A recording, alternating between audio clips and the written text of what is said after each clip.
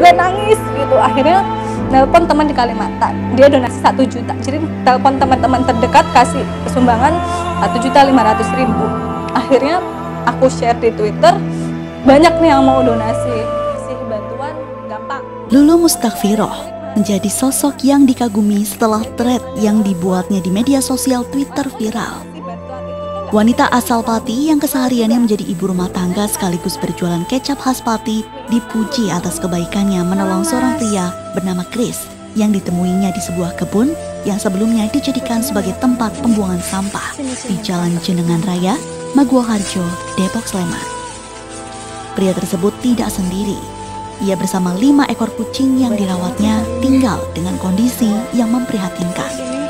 Jadi awalnya post di Twitter itu bukan karena gimana-gimana sih, karena saya sebelumnya lihat di Facebook itu ada cat lover yang nemuin kucing di belakang perumahan elit Jogja kan.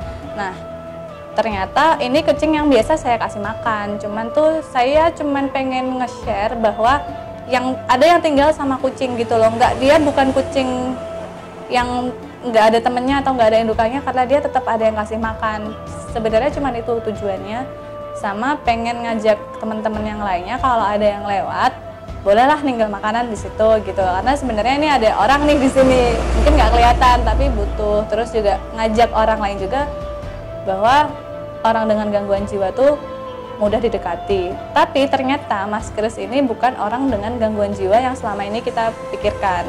Dia hanya mengarah ke depresi yang mungkin butuh perhatian khusus gitu. Viralnya keberadaan Chris bersama 5 kucing mendapat respon netizen. Bahkan tak sedikit yang mengunggah kembali postingan wanita yang juga penyuka kucing tersebut. Berita semakin menyebar hingga akhirnya Lulu menemukan sosok terdekat dari Chris bernama Alex. Melalui Lulu, Alex menceritakan sosok Chris yang datang dari Sumatera Utara sejak usianya masih 17 tahun. Tidak hanya itu, Chris juga dikenal sebagai sosok yang pintar dan gemar memasak. Pertama kali yang nemuin namanya Vano. Baru Vano cerita ke teman-teman bahwa ini kayak Chris nih. Coba kamu cari di bawahnya siapa tahu ada yang komen gitu kan. Bener. Akhirnya dia DM saya, Mbak saya temannya Chris. Dulu teman saya di satu pekerjaan, terus dia cerita panjang lebar. Saya juga udah izin, Mas ini tak post dia di Twitter gitu ya Mbak, nggak apa-apa gitu. Kalau Mas Alex itu cuman bilang Mas Chris ini punya pengalaman di keluarga yang kurang baik gitu. Terus juga saya nggak ngerti sejauh apa dan saya pikir ini ranah pribadi, jadi aku nggak berani tanya-tanya lebih jauh. Dan Mas Chris ini pinter dalam artian dia itu tidak punya nggak punya sekolah khusus, tapi dia tuh punya banyak pengetahuan yang bahkan aku sendiri nggak tahu gitu. Dia sukanya tuh ternyata suka masak tapi nggak punya kesempatan untuk belajar masak secara lebih dalam.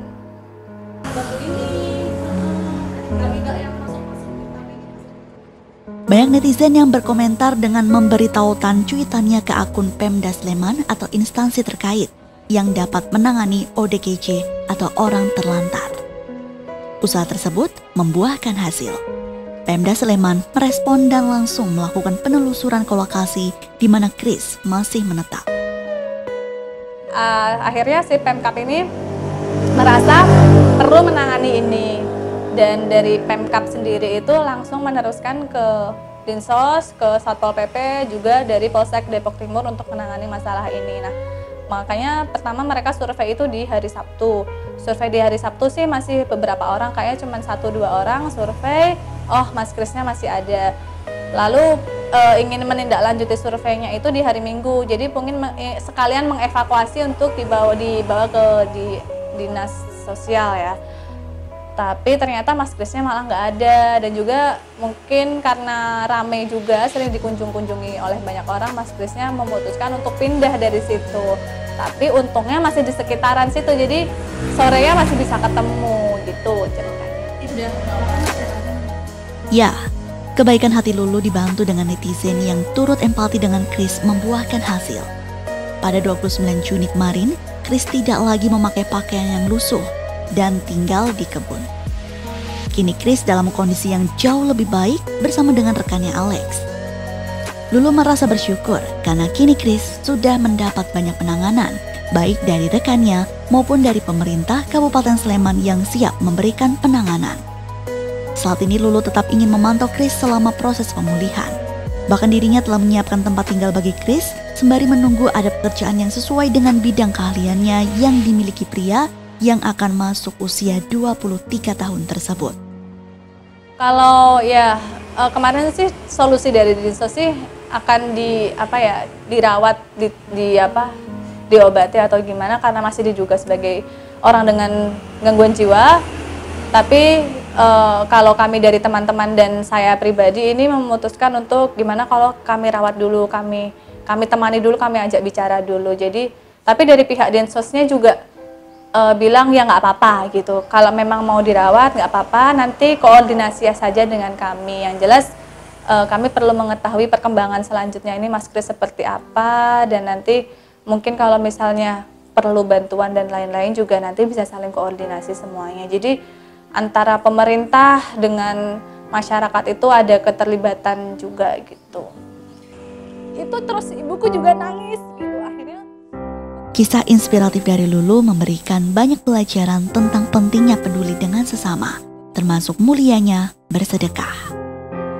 Lulu bahkan mendapat rezeki yang tidak terduga, buah dari sedekah yang ia berikan kepada yang membutuhkan bantuan. Kalau di awal saya threadnya itu adalah tentang sedekah. Soalnya waktu itu saya habis dari tempat Mas Chris itu dapat telepon dari orang yang saya nggak kenal, Mbak saya borong dagangannya kayak gitu.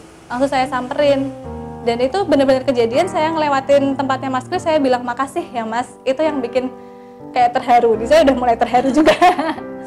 Tapi itu benar-benar saya lakukan gitu loh. Kayak ya mungkin bukan karena Mas Chrisnya, mungkin saya memang dari Tuhan gitu, dari atau mungkin dari kebaikan-kebaikan saya yang pernah saya lakukan sebelumnya, tapi dibalasnya saat itu saya pas ketemu sama Mas Chris. Jadi saya pengen bantu dia gitu, pengen bantu dia juga. Saya dibantu sama Mas Chris, jadi saya juga pengen bantu Mas Chris. Terus yang kedua adalah